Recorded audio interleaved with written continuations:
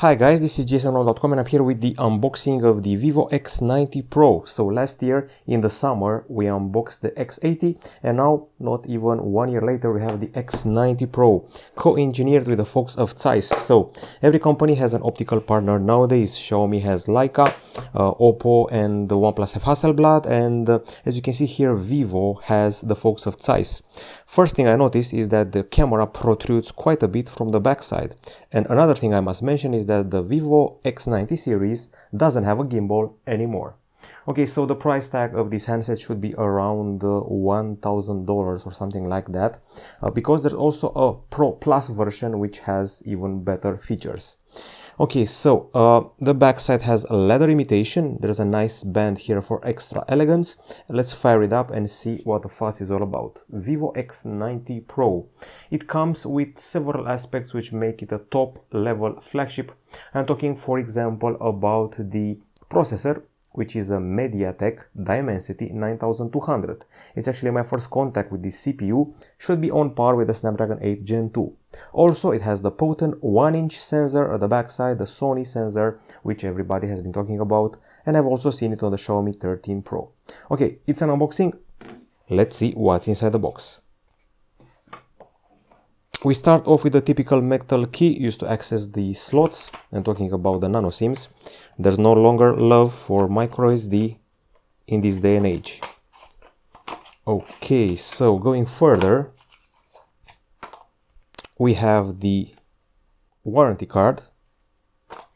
There's also the product safety information and the quick start guide, as well as the transparent and flexible case for the handset. Interestingly, it should add an extra layer of thickness so that the camera at the backside doesn't look out of place. Now we proceed further with some expectations regarding a pair of headphones, because Vivo has been spoiling us. They've been spoiling us both in the higher end segment and also in the mid-range department by including headphones with USB-C connectors. Will we get them again? Let's see.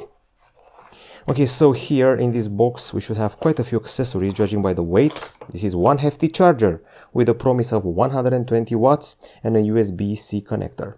It's becoming more and more of a mainstream approach, the 120 watts. Back in the day it was 67 or 80 or something like it. And nowadays some companies even have 240 like Realme does. And finally the cable from USB-C to USB-C.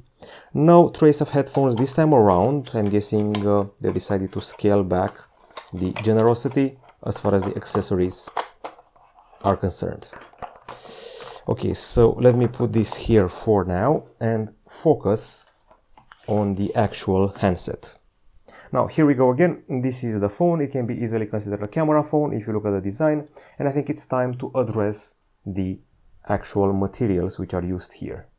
First of all, it feels like a bit of a throwback somehow, believe it or not, to the Motorola Edge Pro, the first Motorola Edge, on account of being so narrow and curved on the sides.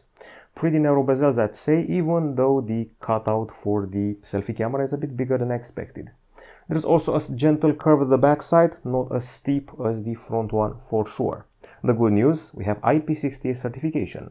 And I should also mention that the grip is quite fine on account of this frame here, where the curved front side meets the curved back side, and still the frame is wide enough to let you properly grip the phone. Now, other things we're mentioning, it's quite a beefy device at 9.3 millimeters in thickness and decently heavy at 215 grams. I've seen heavier though, that's for sure, and the weight is well distributed, perhaps better than the Xiaomi 13 Pro. It's available in black, but it also has a very beautiful red hue version. Now, the screen I keep playing with here, which is quite bright, is an AMOLED, 6.78 inches in diagonal, with a resolution of 2800 over 1260 pixels. It has HDR10 Plus support, 120 Hz refresh rate, and it displays 1 billion colors, with a peak brightness of 1300 nits. There's even a size setting in the settings for the natural colors of the screen. Now, if you want to talk about the innards of the phone, we have an app for that. It's this one here, and while it may not properly identify the handset, it does show its pair of cores. So it's the MediaTek Dimensity 9200, a 4nm CPU with a very cool name for its GPU. It's called Immortalis G715 MC11, and I expect ray tracing from it on account of the fact that the Dimensity 9000 had ray tracing.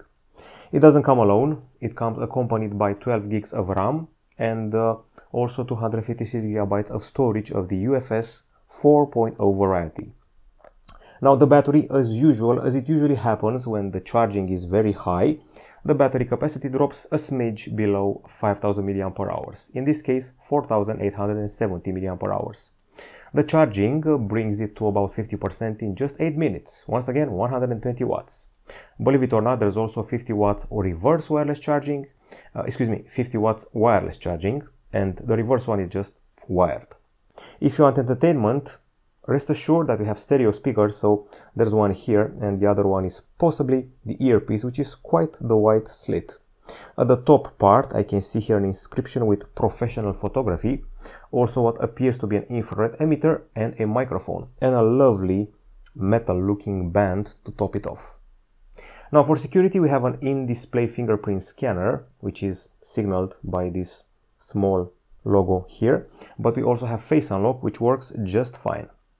Now, on the connectivity front, the handset provides you with things like 5G, Wi-Fi 6, Bluetooth 5.3, which by the way was inaugurated by MediaTek's Dimensity 9000 powered phones. There's also GPS dual band, there's NFC, infrared, USB-C 3.2. Keep that in mind, 3.2, not the 2.0 that Xiaomi has been offering with OTG. I think we have finally reached the camera front, and the selfie one is, I would say, generic. 32 megapixels, fixed focus only, sadly. At the back side there's a pretty potent combo rounded off by the size optics. So 50.3 megapixel Sony sensor measuring the equivalent of 1 inch, f1.8 aperture, laser autofocus and optical image stabilization. We also have a 50 megapixel telephoto camera with autofocus and only, sadly, 2x optical zoom plus OIS. Then there is the 12 megapixel ultra wide camera with a, I would say, small angle of 108 degrees and autofocus. The size optics are manifested as lenses and the T-star coating, which protects us from ghosting and all sorts of flares, plus a bunch of filters which mimic their trademark lenses.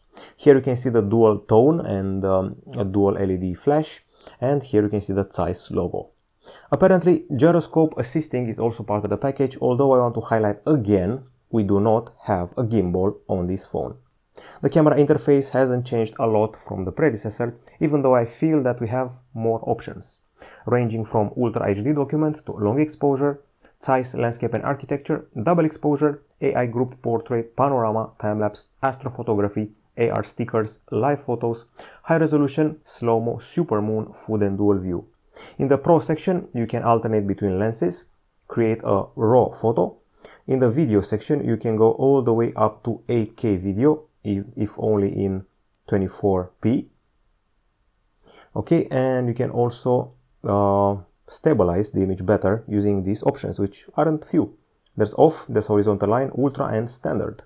In the photo department, you can actually get a hold of the Zeiss natural color or simply cancel it if you don't want that trademark look. There's also the super macro, which can be left on auto, on or off. Aside from that, several other options like a level meter, stabilization and motion autofocus. Portrait obviously available here, starting off from the telephoto camera like back in the iPhone days, and of course a night mode with multiple sub settings. There's this one which involves astrophotography and supermoon, this one for long exposure, and also this one here for nighttime panorama, and a tripod mode if you have a stable position to keep the phone on. There's even a sports mode, so if you're a sports journalist and like to capture fast-moving cars, fast-moving people, or fast-moving, I don't know, horses, this is the option for you. Now on the software front, there aren't many surprises here. We actually have Android 13 with the latest version of FunTouch OS, I think that's what they call it, on top. So here we are, FunTouch OS 13. You can add an extra 8 gigs of RAM virtually. We are reminded that there is a vivo V2 in-house designed chip for the phone, most likely for image processing, aside from the Dimensity one, and here you can see several other informations. Using this gesture you can do the multitasking. The drop-down area hasn't changed very much, it's still, if I'm being honest, pretty ugly and bare bones, the quick settings department. And the settings themselves are quite rich, ranging from connectivity, display, dynamic effects, which are quite a few, a lot actually, dynamic effects, ambient light, fingerprint icon animation, fingerprint recognition animation, and many more. Sound options as well, plus the gamers have the ultra game mode with an even esports mode if you're really hardcore gamers. Game display enhancement, interpolation, sound quality, so this is not as much a camera phone as a gaming phone as well. Shortcuts, security, and I would say that's pretty much it. I don't think I forgot anything, maybe except for the most useful installed app, the iManager. It does cleanup, security scan for viruses, apps and notifications, and some utility tools, with phone cooling part of the package as well. Okay, so the widgets are shown here in this form. They keep reminding me of the video game Monument Valley, and once again they haven't changed a lot from Android 12. That's pretty much it. I found this device to be comfier to handle than the vivo X80 Pro, but with a lesser zoom, and losing the gimbal has me worried. I'm curious about the stabilization now. I'm also pretty curious to see how fast it charges and just how efficient the size features are on this handset.